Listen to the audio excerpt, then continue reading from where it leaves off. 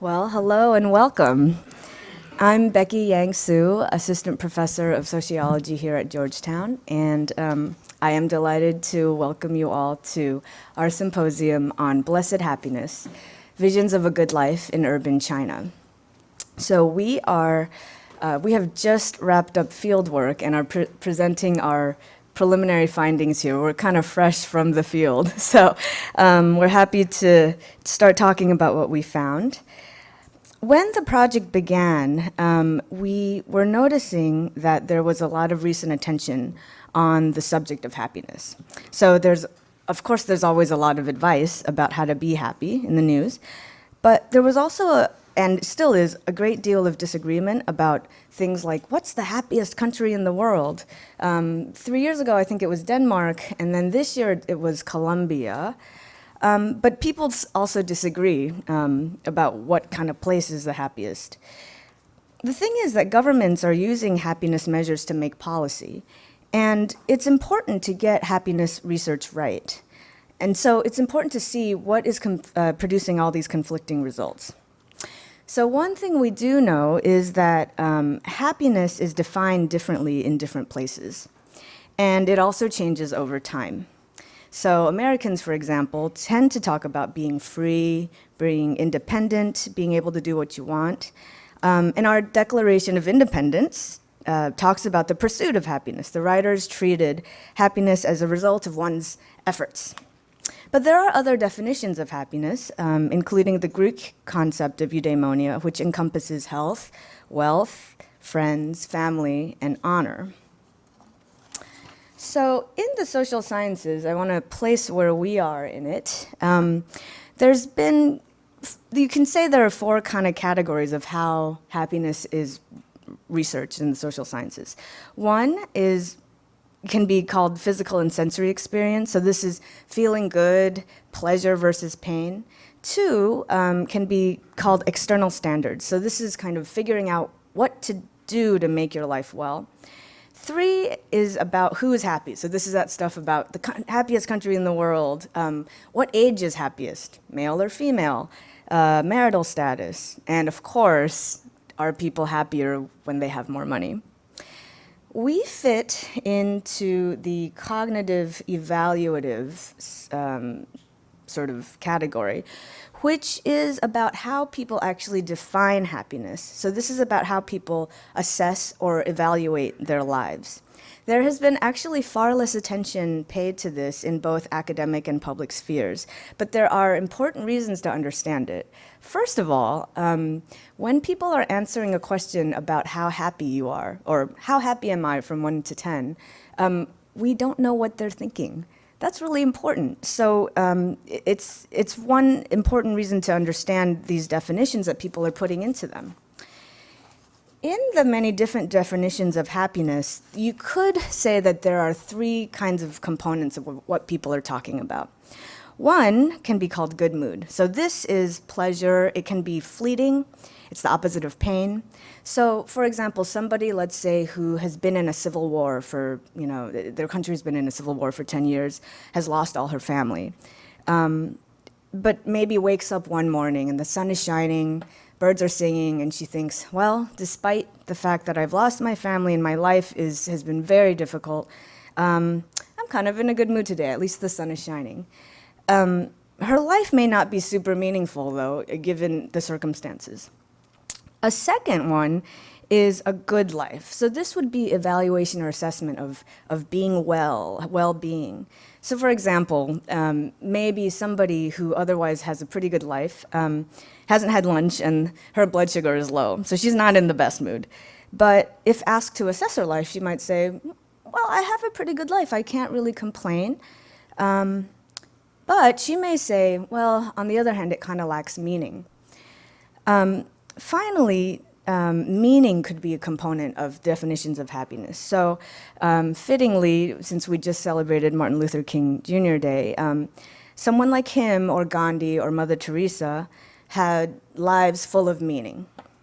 But on a given day, they could certainly be in a bad mood. And considering the great personal sacrifices they made, they did things that were a great cost to their health, their wealth, their leisure time, not, to say nothing of their family, people might say, well, they didn't necessarily have a good life, or at least they didn't have a they weren't well in certain ways.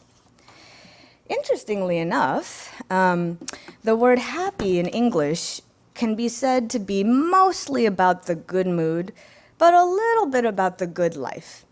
Kind of things going well. But if you switch it to happiness, it kind of sounds a little bit more, did it switch? No, okay.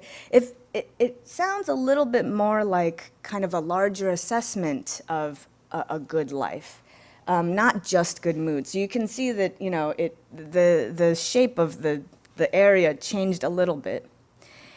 In China, okay.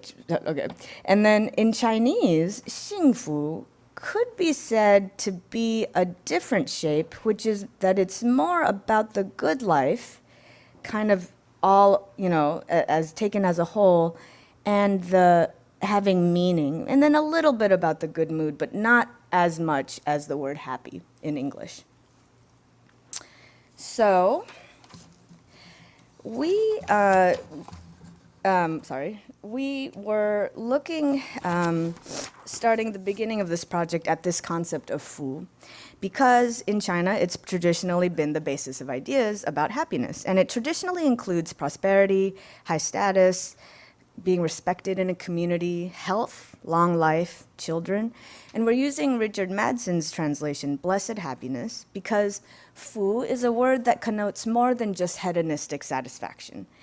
Blessed because it's not only a result of personal striving, one's own efforts, but there's an element of being favored from above and maybe being lucky or, fate was good. And so it's different from just this pursuit of happiness. The other reason blessed makes sense is because fu retains a sacred quality. It's having a good life, but it also means you can only have a good life if you're a good person, if you're virtuous. So a wealthy thief, for example, wouldn't be considered to have fu. Also, very importantly, the concept of fu isn't a property only of individuals. So whereas a lot of the happiness research tends to measure happiness as a property of, you measure it at the level of the individual, and also you can do stuff as an individual to increase your happiness, fu isn't, and it sets this study apart in the social sciences because of that. Someone with fu is respected by others, but other people can make you have more or less fu. So having good children is having fu. It's not just about oneself. So the graphic that we're using for this symposium has the character for fu, and it has 100 ways to write fu in the background, in the gray, in traditional script. But as we're going to have it be switching to fading in and out of this this modern background to the character fu, because we're not just interested in the concept of fu as a traditional thing. We want to know how people live today in relation to the traditional notion. So we want to know, what are people doing to have a good life? And conversely, what makes it hard for them to have a good life? We will be starting by reporting our findings about private life. So James Farrer of Sophia University in Tokyo will talk about happy and unhappy meals. And then I will present on the good death. And then Anna Sun of Kenyon College will talk about how people pray for happiness. And we will hear from 3 distinguished guests, Qiu Xiaolong, a novelist whose recent mystery, Shanghai Redemption, landed on the Wall Street Journal's list of best books of 2015. Robert Weller of Boston University, and Bethany Allen Ibrahimian, an editor at Foreign Policy magazine. And then after a hot buffet lunch right outside in the Blue Room, we'll reconvene at 1:30 for a report on public life. So Chen Zhizhou of Academia Sinica in Taiwan will talk about activists in China. Deborah Davis at Yale University will talk about performing happiness at weddings. And Richard Madsen will talk about, of University of California, San Diego, will talk about this new profession of social workers and moral pluralism.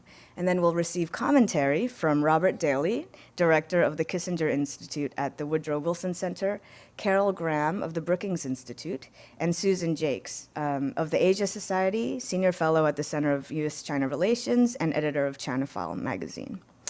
Tomorrow, we'll be having a working meeting to discuss the implications of our ethnographic work on cross-national surveys.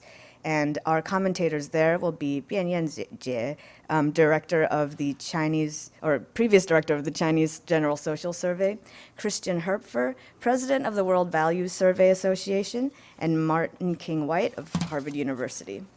So, without further ado, let's hear about private life.